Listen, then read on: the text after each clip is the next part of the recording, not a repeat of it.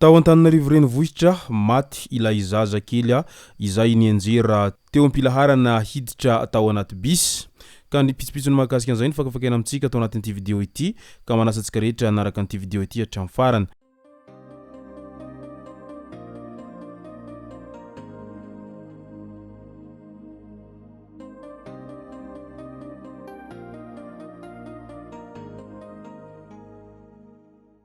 Ny tonga tsy miarahaba hono na mantesitra ka dia faly miarahaba isika rehetra mpanaraka sy tabaka an'ity chaîne ity tena ko amin'ity androandroany ity. Arakin'izay efa natsipiko zay dia ny mahakasika ny tranga mampalahelo no tena iompanan-tsika ato anatin'ity vidéo ity. Fa milohan'izay dia andao resantsika ireto tsara ho fantatra manaraka ireto. Distrikany Ivohibe, Avotra ilay zazavavy kely varira izay nisy Naka Ankeriny. Zazavavy kely varira iray tokony 10 taona no nisy Naka Ankeriny tao Ankeriny, commune ambanivohitry ny Maropaika, distrikany Ivohibe tamin'ity herinandro ity izay tokony tamin'ny iray ora maraina tany hoanimo no nisy Naka Ankeriny ity zazavarira ity. Nanampitosika ny fokon'olona tamin'ny fanenjehana tamin'ireo mpaka Ankeriny ny miaramila Avotra soamantsara teo ampelantanan'ireo tsy matahotody ilay varira. Mpamonjy vona iray no naratra voatifitry ny olon-dratsy ka nentina haingana teny MCSB2 tao Maropaika ary noentina tany amin'ny hôpitaly Iosy mo izy tao rian'izay. Pampivelona iray no nanray ilay ny aramboina tao amin'ny CSBD io tamin'io fotoana izay natongavandreo tao amin'ny toerana io. Midika izany fa mbola mirongatra hatrany ity fangalarana zazavarira ity amin'izao ankehitriny izao ary mbola mipetraka ho mistery ny aminy hoe inona marina no tena antony mahatonga an'ireo olon-dratsy izay maka Ankeriny sy mangalatra an'ireo varira ary eo ihany koa ny fangalarana maso sy fanapahandoha an'ireo zazavarira any amin'ny faritra atsimon'ny nosy iny amin'izao ankehitriny izao. Na dia efa miezaka manao entso zavatra zany mpitandro filaminana izay mamongotra hatrany fakany ireo tambazotra ny olona mpanao ratsy amin'izay rehetra izay dia hita fa mihamitatra hatrany izay tambazotra ny mpanao ratsy amin'ny fangalarana varira any atsimon'ny nosy any amin'izao ankehitriny izao zay. Brikaville indray nitrangana haitrano tao ampasaman'olitra distrikany Brikaville tamin'ny andro ny alatsinainy 9 Desambra tolakandro iny. Tsy mbola fantatra mazava aloha hatreto izay antony nahatonga ny firehetana fa ny afo mijoalajoala hita nanerana ny tanàna no tena nanaitra ny fokon'olona ka avy hatrany nandray ny andraikiny amin'izay famonoana afo zay ireo mponina tao an-toerana tao. Ambatondrazaka indray nandritra ny fisafona izay nataon'ny police pirenena ny aliny 9 Desambra 2024 lasa teo no nahatsikaritra lehilahy iray izay mitondra moto izy ireo vaky nandositra ity farany raha vantany vao nahita ny fiaran'ny polisy ka niroso tamin'ny fanenjehana azy avy hatrany ireo mpitandro ny filaminana tany an-toerana tany. Bolabolana palisandra misy 2 no tratra teny aminy ary voalaza fa tsy nisy koa ny taratasy ara-dalàna momba ny fitrandrahana ity hazo sarobidy ity no giazana ireo hazo ary nentina eny amin'ny bureau polisy Ilay mpamily hatao fanadihadiana tao anatin'izany rehetra izany. Midika izany fa tena mbola vorara mafy amin'izao fotoana izao ny fandripahana na ihany koa ny fitrandrahana an'ireo hazo sarobidy ao Madagasikara amin'izao ankehitriny izao ary hazo mo izay rehetra tratra nanao an'izay fitrandrahana hazo sarobidy izay.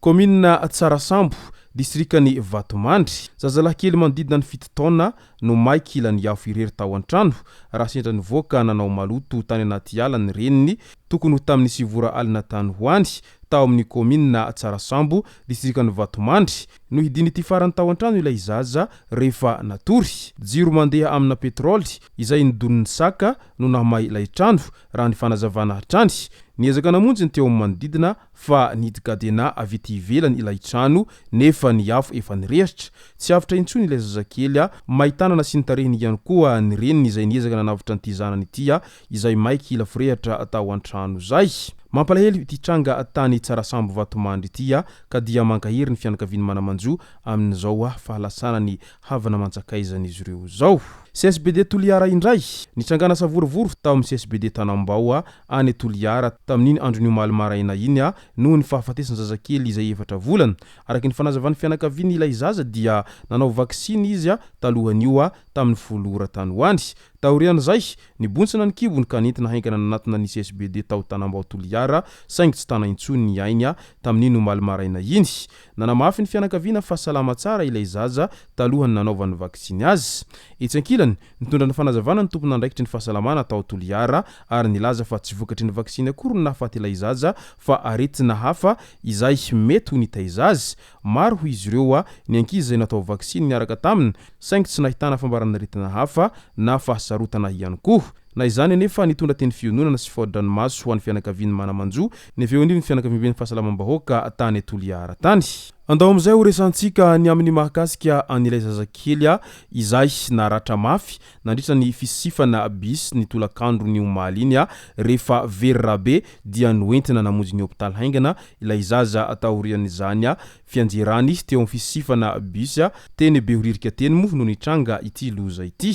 nentina avy hatrany teny amin'ny azy iray saingy tsy tana intsony ny ainy noho ny hamarony raha izay very teny an-dalana raha ny fantatra dia nisisika bis 114 izy ireo izay teo amin'ny devan'izy ireo no nianjerany ilay zaza ka voahitsaka ny kodiarana taorina namoy ny aina araka izany ilay zazavavy kely 9 taona izay tradoza teny be horirika teny tamin'iny omaly iny araka ny fanamarinam-baovao izay nataony mpanao gazety hatrany manoloana izay rehetra izay ka ny afatra ry ray aman-dreny melimelo ihany rehefa misisika bis izay ary mitandrema tsara rehefa mitondra ny ankizy ao anatin'izay fisifana bis izay fa sao dia tradoza tahaka an'izao nefa io loza io rehefa ho avy zay dia tsy mampilaza mialoha ka leo misoroka toy izay mitsabo ka dia mirary finonana feno ho an'ny fianakaviana manamanjo amin'izao fahalasana ny havan'izy ireo zao ainganeo tsara levenina ny maty ary aza misosoka alahelo intsony iaraha mahita sy iaraha mahalala moa ny fiadivana sy fisiana bis ao Antananarivo renivohitra ao rehefa ariva izay ny andro dia tena mafy dia mafy izany hoe samy te hodiny an-trano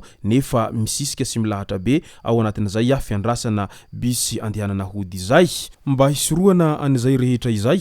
dia tokony asina lamina vaovao eny amin'ireny toerana izay fiandrasana bis ireny mba hialana amin'izay hoe fiadivana bis maketsy makaro izay ary tokony hosarotiny amin'izay ireo rehetra tompona andraikitra na ihany koa ireo izay mpampiasa an'ireo bis ireo mba hisorohana an'izay loza izay mety ho ateraky ny izay fiadivana bis lava izay matetika hita ao an-drenivohitry ny Madagasikara ao izay satria tsy vao izao no nahitana an'izay loza nateraky ny divana sy fisiana bis izany fa matetika no ahitana an'izay karazana loza maro isan-karazany izay no ateraka an'izany rehetra izany tsy vitany aina maratra ao ihany koa ny ainana fohy dia mbola matetika ihany koa ao anatin'izay fisifana bis izay hatrany no ahitana an'ireny fahaverezany zavatra maro isan-karazany izay ararotin'ireo mpangaro posy sy ny mpanao sinto mahery ao anatin'izany rehetra izany izay no masaka azonarosy tao anatin'ity video ity tomboko lasy tomboko vavy misaotratsika rehetra nanaraka an'ity video ity hatramin'ny farany azadino ny milaiky ny video antsika